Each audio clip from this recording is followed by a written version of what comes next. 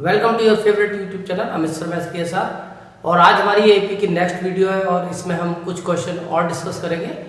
सबसे पहले मैंने जो क्वेश्चन लिया है वो पिछली वाली वीडियो से कनेक्टेड है कि हमारे पास कुछ क्वेश्चन और भी है वेरिएबल्स के, तो ये बड़ा फेमस क्वेश्चन है और इस क्वेश्चन में हमें ये प्रूव करना है सॉल्यूशन नंबर 4 कि एक एपी है और एपी में हमें m+n टर्म और m-n टर्म का सम इक्वल शो करना है कि ये ट्वाइस ऑफ m टर्म के इक्वल होगा। तो अब जैसा कि मैंने तुम्हें पिछली वीडियो में बताया था कि एपी में सबसे इंपॉर्टेंट है फर्स्ट टर्म और कॉमन डिफरेंस। तो अगर हमारे पास फर्स्ट टर्म कॉमन डिफरेंस नहीं है तो वो हमें लेट करनी पड़ेगी। तो तुम लेट कर लोगे, let the first term be a और कॉमन डिफरेंस बी d। ये दो चीज तुम्हें जरूर चाहिए, दे रखी है अच्छी बात है, नहीं दे रखी तो तुरंत इन्हें ए और डी तुम्हें लेट करना है और जो तुम्हें प्रूव करना है उसकी तुमने लेफ्ट हैंड साइड ले ली।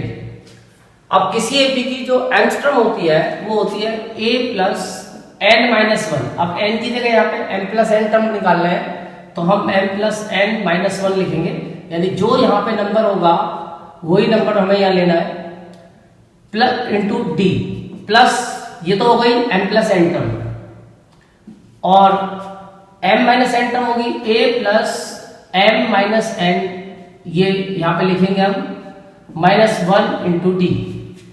अब इसे जब ओपन करेंगे a+md -nd -d और इसे ओपन करेंगे और साथ साथ ब्रैकेट भी ओपन कर रहा हूं मैं a+md -nd -d। अब तुम देखोगे कि कुछ लाइक टर्म्स आपस में कैंसिल हो सकती हैं और वो लाइक टर्म्स जो कैंसिल होंगी तो अच्छा ये प्लस का एनडी है तो एनडी से एनडी कैंसिल हो जाएगी और हमारे पास बचेगी a+a यानी कि 2a plus md plus md 2md और -d और -d -2d। 2 ओवरऑल कॉमन है तीनों टर्म में a+md -d। अब तुम देखते हो कि जो लास्ट की दोनों टर्म है इसमें d कॉमन है a+m-1 इंटू डी और अब तुम समझ गए होगे कि a+m-1 इंटू डी का मतलब है m टर्म। तो ये प्रूव हो गया कि m+n टर्म और m-n टर्म का सम ट्वाइस ऑफ m टर्म होता है इज इक्वल टू RHS। तो मेरे को उम्मीद है कि तुम्हारी समझ में आ गया होगा और ये लगभग सारी बुक में दिया हुआ है क्वेश्चन। इसके बाद हम आते हैं लास्ट ईयर के हॉट क्वेश्चन थे जो लास्ट ईयर 2021 का और 2019 का जो हॉट क्वेश्चन था उसमें 4 नंबर में आया था और काफी मतलब ऐसे समझो कि एक अनएक्सपेक्टेड क्वेश्चन था क्योंकि किसी को उम्मीद नहीं थी इस क्वेश्चन के आने की, बट उसके बाद से ये बड़ा पॉपुलर हो गया और अब मेरे को उम्मीद है कि तुम्हें किसी न किसी एग्जाम में मिल सकता है। यहाँ हमारे पास ये जो क्वेश्चन है कई फॉर्म में आता है और ये हमारे पास बुक्स में अलग अलग तरीके से दिया हुआ है, तो मैं तुम्हें लगभग इसके बारे में सारी बातें बताऊंगा कि ये और किस किस फॉर्म में क्वेश्चन मिल सकता है। तो क्वेश्चन क्या है? क्वेश्चन ये है कि हमारे पास रेशो दिया है sum of n terms of 2 APs, यानी पहली बात तो हमारे पास एपी 2 है। सॉल्यूशन नंबर 3 एपी हमारे पास 2 है और दोनों एपी की n टर्म्स का जो सम है उसका रेशियो हमें दिया हुआ है, बट हमें फिर से वही वाली प्रॉब्लम आएगी कि जब तक हमें एपी में फर्स्ट टर्म और कॉमन डिफरेंस ना पता हो हम कुछ नहीं कर सकते और यहाँ तो 2 एपी है तो अब लेट कैसे करेंगे? तो लेट किया मान लो हमने late the first term of first AP, first term of first AP, पहले मैंने पहली एपी की फर्स्ट टर्म लेट की और वो मैंने लेट कर ली मान लो a, तो अब या तो दूसरी वाले की कुछ और लेट करोगे वरना फिर इसका ऑप्शन है कि a1 लेट कर लो और late the first term of second AP, दूसरी एपी की मैंने फर्स्ट टर्म को लेट किया a2। तो ये ज्यादा बेटर है कि a हमारे दिमाग में चल रहा है तो हम a1 a2 लेट कर सकते हैं और let the common difference of first AP, पहली एपी का कॉमन डिफरेंस हमने इसी तरह मान लिया d1 और let the common difference of second AP हमने लेट कर लिया D2। तो सबसे पहला काम हमें फर्स्ट टर्म और कॉमन डिफरेंस को लेट करना है, A1 A2 और D1 D2। अब अकॉर्डिंग टू क्वेश्चन हमें जो कंडीशन दी हुई है वो दी हुई है कि दोनों एपी की एन टर्म्स के सम का रेशियो हमें दिया हुआ है, यानी sum of n terms of first AP upon, क्योंकि रेशियो का मतलब डिवाइड करना है तुम्हें उससे, sum of n terms of second AP.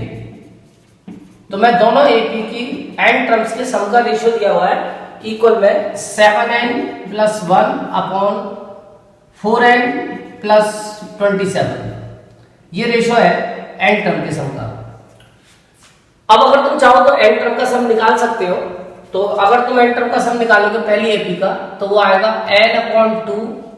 अब पहली एपी की फर्स्ट टर्म है a1, तो 2a1 plus n minus 1 into d1, क्योंकि उसका कॉमन डिफरेंस d1 है। और ऐसे अगर दूसरी एपी की एन टर्म का सम निकालोगे n upon 2 2a2 plus n minus 1 d2, और इसकी वैल्यू हमारे पास चल रही है 7n plus 1 upon 4n plus 27। अब n अपॉन 2 से तो n अपॉन 2 कैंसिल हो सकता है, फाइनली आ गया 2a1 plus n minus 1 d1 upon 2a2 plus n minus 1 d2 equal 7n plus 1 upon 4n plus 27।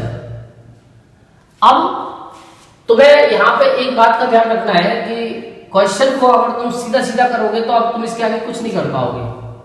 यानी कि इस क्वेश्चन में प्रॉब्लम यह है कि हमें क्वेश्चन को पीछे से सोचना पड़ेगा, यानी कि रिवर्स गियर में, कि हमें करना क्या है, find the ratio of their fifth terms. हमें उनकी फिफ्थ टर्म का रेशियो निकालना है। कभी कभी यहाँ 5 की जगह 9th टर्म भी आ जाएगी, कभी कभी 12th टर्म भी आ जाएगी, कभी कभी nth टर्म भी आ जाएगी। यानी कि तुम्हें यहाँ पे कुछ भी मिल सकता है, 9th टर्म का रेशियो भी पूछ सकता है, 5th टर्म का रेशियो भी पूछ सकता है, 12th टर्म का या nth टर्म का। तो कोई भी चीज वो पूछेगा तुम्हें पहले क्वेश्चन को पीछे से सोचना है।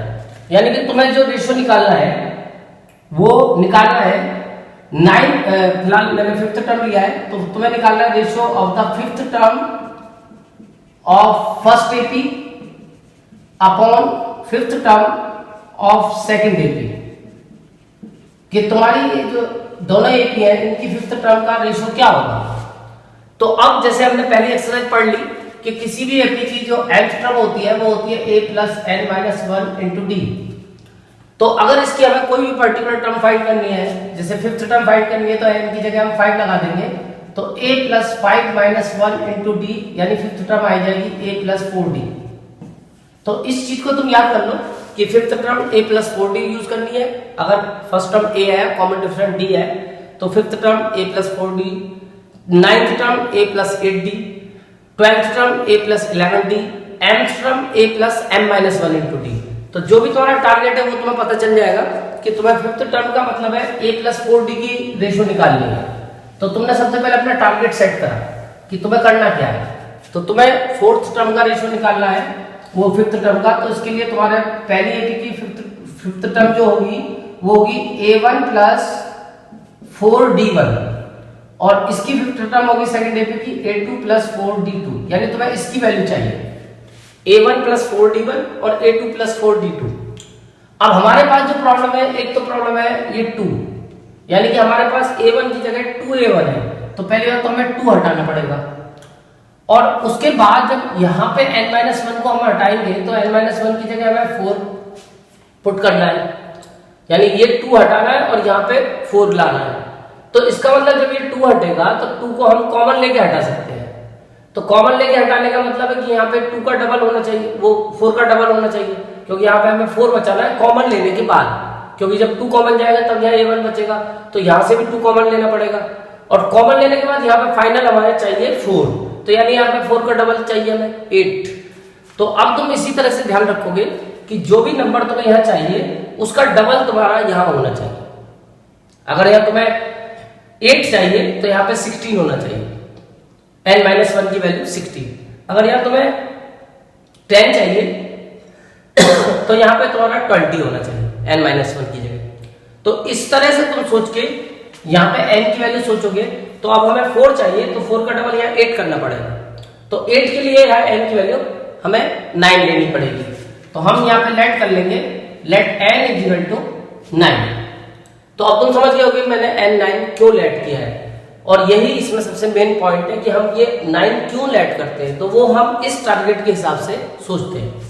अब जब इसको पुट करोगे तो ये 2a1 plus 9 minus 1 d1 upon 2a2 plus 9 minus 1 d2। Sorry, ये जो 9 अगर पुट करना है तो पूरी इक्वेशन में ही करना पड़ेगा, इधर भी करना पड़ेगा। 7 इंटू 9 प्लस 1 और 4 इंटू 9 प्लस 1।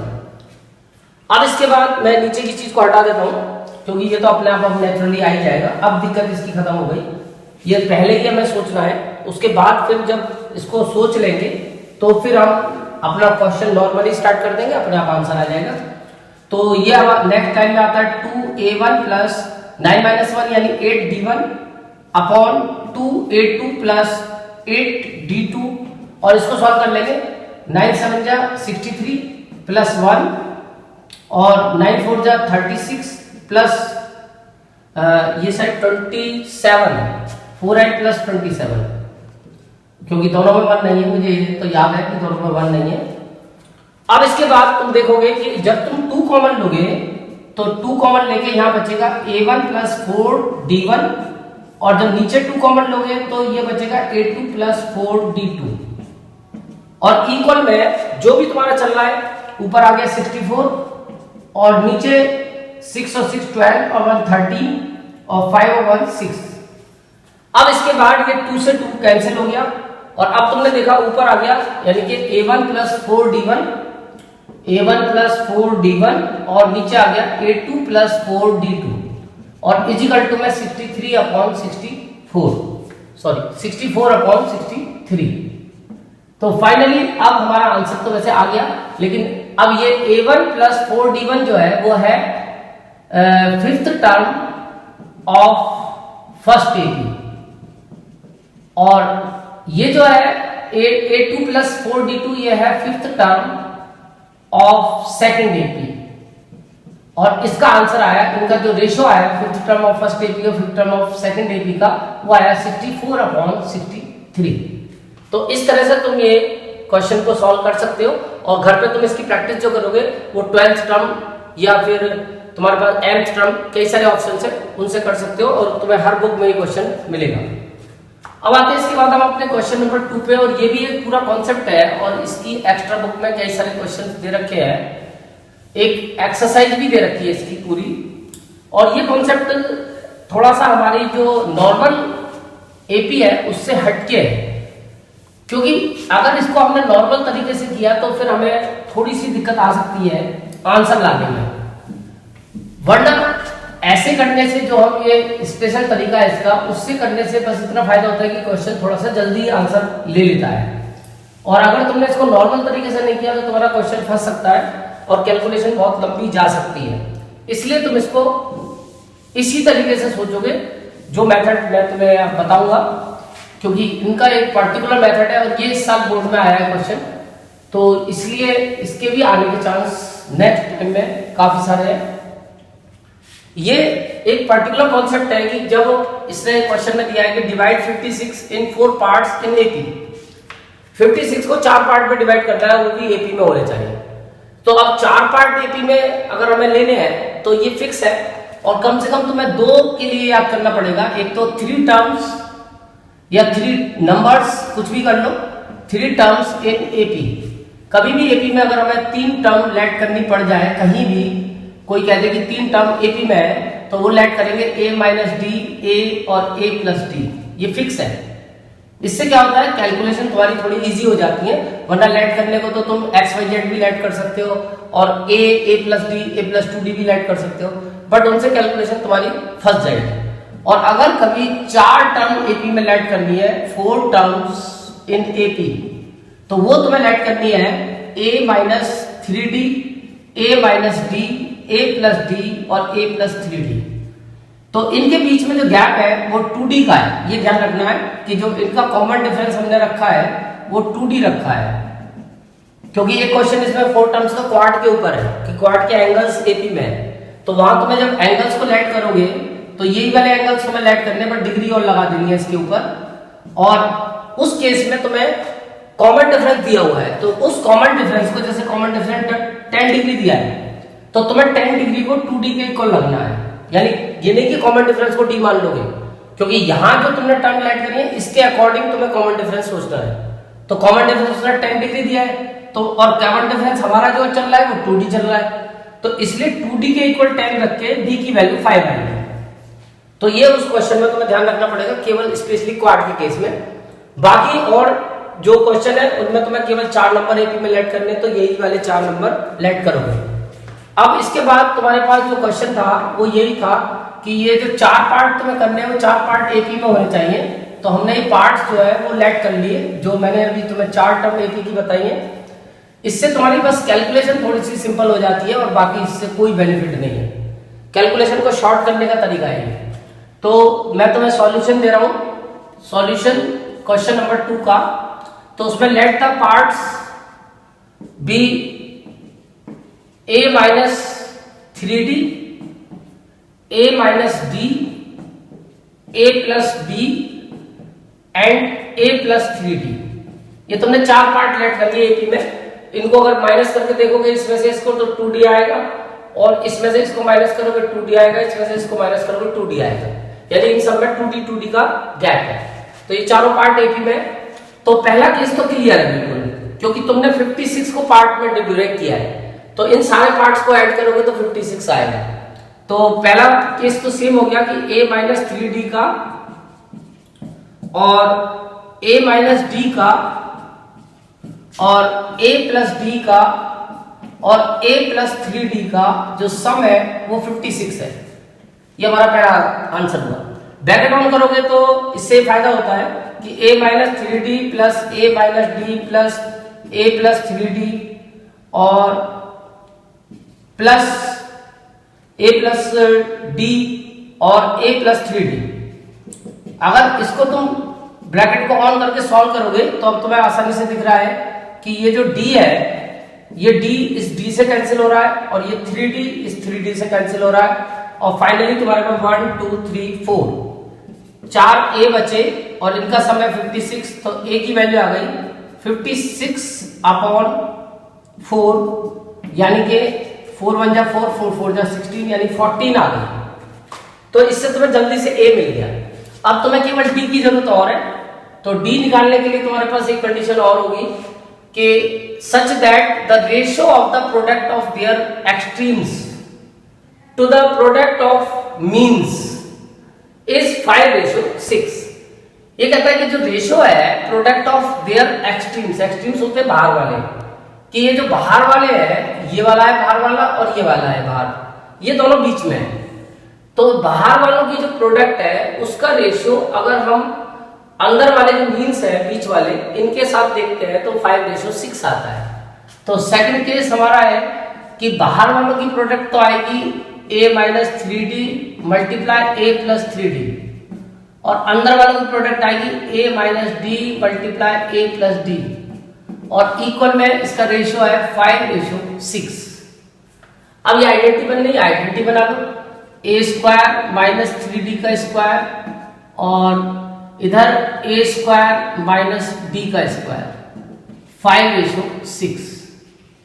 अब a तुम्हें पा चुके हो तो a की वैल्यू डाल दो, a तुम्हें मिल चुका है। तो फिलहाल a की वैल्यू है तुम्हारे पास 14, तो a की जगह 14 पुट कर दो, 14 स्क्वायर माइनस 9d स्क्वायर और इधर 14 square minus d square equal 5:6। अब चाहो तो इसको पहले क्रॉस मल्टीप्लाई कर लो, क्रॉस मल्टीप्लाई इस तरह से हो जाएगी, और पहले इधर तुम 6 की मल्टीप्लाई करोगे तो 14 का स्क्वायर 196, तो ये हो जाएगा 196 minus 9d square upon 196 minus d square equal 5:6। अब इसको क्रॉस करो बल्कि, तो 196 इंटू 6 मल्टीप्लाई करना पड़ेगा तुम्हें 196 इंटू 6, क्योंकि इसकी टेबल तुम्हें याद नहीं होगी, मुझे भी याद नहीं है। 196 इंटू 6 तो यहाँ मैं मल्टीप्लाई कर लेता हूँ 196 इंटू 6, तो 6 6 जा 36, 3 और 9 6 जा 54 और 54 और 3 57 और 5 6 1 6 और 5 11 76। तो इसकी मल्टीप्लाई 1176 और 9 6 जा 54 डी स्क्वायर। और इसके बाद तुम मल्टीप्लाई करोगे 5 से तो 196 इंटू 5 भी करना पड़ेगा। तो ऐसा करते हैं, हम इसमें से इंटू 6 कर चुके हैं, 196 माइनस करके देख लेते हैं। 0 और 70 माइनस 6 8 और 1 माइनस 1 0, सॉरी 0 तो पहले ही बचेगा। 10 माइनस 1 9, 980 और ये आया 9 माइनस का 5 डी स्क्वायर। अब डी स्क्वायर को डी स्क्वायर के पास लाएंगे, नंबर को नंबर के पास लाएंगे। माइनस का 54 डी स्क्वायर प्लस का 5 डी स्क्वायर इक्वल 980 माइनस का 1176। अब इसको माइनस करा तो माइनस का 49 डी स्क्वायर और इसको माइनस करेंगे तो वही आएगा 126, वो भी माइनस का 196। और इसके बाद तुम्हारे पास माइनस से माइनस कैंसिल हो जाएगा, डी स्क्वायर की वैल्यू आ जाएगी 196 अपॉन 49। अब इसका स्क्वायर रूट लेंगे तो सीधा सीधा इसका स्क्वायर रूट आएगा 14 अपॉन, चलो अगली लाइन में लेते हैं, तो डी की वैल्यू आएगी 14 अपॉन 7 यानी कि 2। लेकिन स्क्वायर रूट जब भी लोगे तो पीछे तुम्हें बताया भी होगा कि स्क्वायर रूट लेते समय तुम्हें प्लस माइनस का साइन जरूर लगाना है। तो तुम्हारी डी की वैल्यू आएगी प्लस माइनस 2। तो यानी कि यहाँ पे दो ऑप्शन तुम्हारे पास बन जाएंगे, एक बार तुम्हें डी को प्लस 2 यूज करना है, एक बार माइनस 2। तो जब फर्स्ट केस लोगे तो ए तो फिक्स है कि ए की वैल्यू तो 14 है और एक बार डी की वैल्यू लोगे 2। तो जब तुम इस कंडीशन में वैल्यू पुट करोगे तो पहला नंबर तो आएगा 14 माइनस 3 इंटू 2, दूसरा नंबर आएगा 14 माइनस 2 और तीसरा नंबर आएगा 14 प्लस 2 और चौथा नंबर आएगा 14 प्लस 3 इंटू 2। इस तरह से तुमने नंबर्स निकाल लिए। अब इनको सॉल्व करा तो 14 माइनस 6 8, 14 माइनस 2 12, 14 प्लस 2 16 और 3 2 6, 14 प्लस 20। तो ये नंबर्स आ गए 8 12 16 और 20, दोनों के बीच में 4 4 4 का गैप आ रहा है। और साथ में तुम देखोगे कि ये जो नंबर्स है इनका सम जो होगा 36 और 38 48 और 8 56 ही आ रहा है। तो इसका मतलब हमारी कंडीशन वेरीफाई हो रही है। और दूसरी कंडीशन तुम वेरीफाई कर सकते हो कि इनकी मल्टीप्लाई और इनकी मल्टीप्लाई का रेशियो जो बनेगा वो बनना चाहिए 5:6। और एक बार तुम सेकंड केस भी बनाओगे, उसमें a तो 14 लोगे और d की वैल्यू -2, तो इससे क्या होगा, बस ये रिवर्स हो जाएंगे। ये नंबर हो जाएंगे 20 16 12 और 8। अब की बार ये नंबर रिवर्स हो जाएगा क्योंकि माइनस का साइन आ चुका है, तो यहाँ पे प्लस हो जाएगा और यहाँ पे ये माइनस का प्लस हो जाएगा, यहाँ पे माइनस हो जाएगा, माइनस हो जाएगा। तो जस्ट नंबर केवल रिवर्स होते हैं। बट हाँ, ये आंसर तुम्हें देने पड़ेंगे, दो ही आंसर आएंगे, 8 12 16 और 20 और 20 16 12 और 8। अब इसके बाद आते हैं हम अपने नेक्स्ट क्वेश्चन पे। और हमारा नेक्स्ट और लास्ट क्वेश्चन भी बड़ा कंफ्यूजिंग है और स्पेशली एक बार बोर्ड में आ चुका है, इसलिए मैं इसके बारे में डिस्कशन कर रहा हूँ। और ये सबसे बड़ी चीज है कि ये तुम्हारी 15 चैप्टर में भी हेल्प करेगा। जब तुम प्रोबेबिलिटी का चैप्टर पढ़ोगे तो उसमें एपी भी यूज होती है, यानी कि ये तुम्हारे लिए एक नया गेम है कि एपी का यूज प्रोबेबिलिटी में भी है। तो प्रोबेबिलिटी को समझना और उसको यूज करने में तुम्हें एपी का इस्तेमाल करना पड़ सकता है। तो इसलिए एपी को तुम्हें बहुत ध्यान से करना है और इसे तुम माइनस भी नहीं कर सकते क्योंकि प्रोबेबिलिटी को कंपैरेटिवली इजी माना जाता है। तो प्रोबेबिलिटी करते समय एपी अपने दिमाग में रखनी है। तो ये जो क्वेश्चन है, वैसे तो अभी तो शुद्ध एपी का ही है क्योंकि अभी प्रोबेबिलिटी से तो इसका कोई मतलब नहीं है।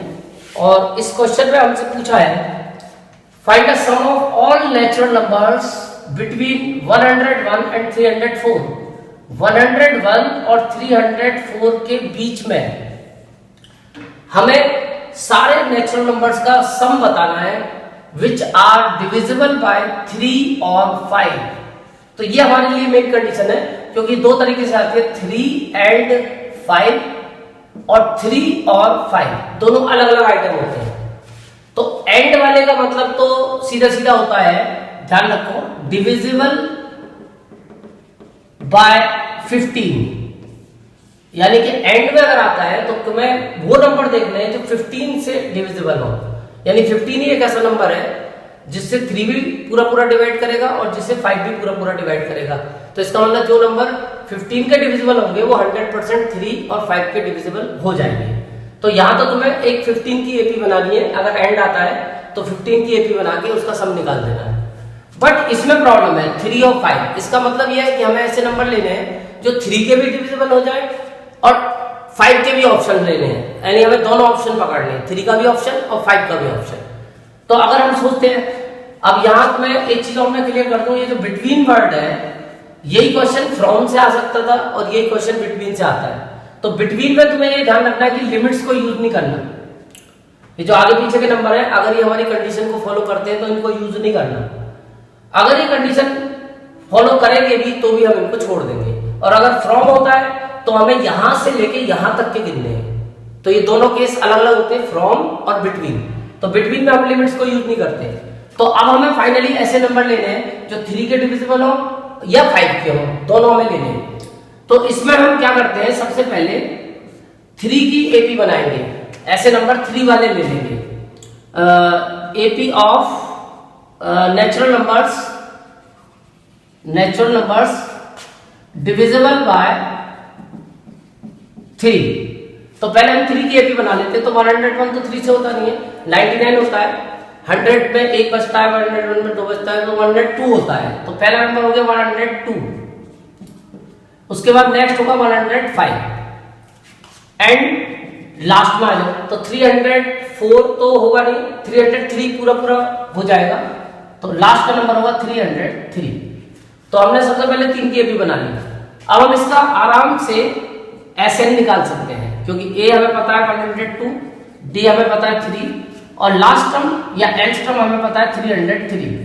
सबसे पहले तो एन ही आ जाएगा, एल का फॉर्मूला लगा देंगे, a plus n minus 1 into d, उससे हम इसका एन निकाल लेंगे। 303 equal 102 plus n minus 1 into 3।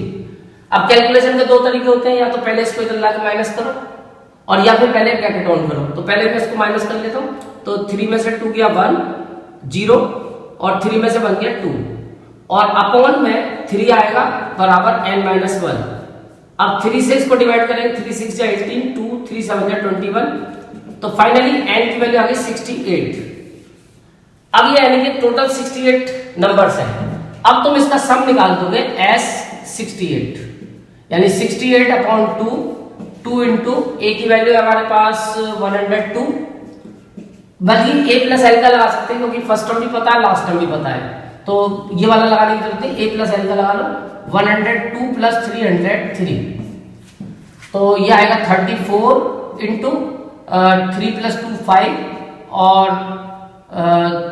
3 plus 2 5 और 0 और 3 प्लस 1 4। अब इन दोनों की मल्टीप्लाई करके तुम्हें इसकी 68 टर्म्स का सम भी आ गया। ऐसे फिर तुम्हें एक एपी बनानी है सेकंड केस डिविजिबल बाय 5 की, क्योंकि तुम्हें 5 के भी काउंट करने हैं।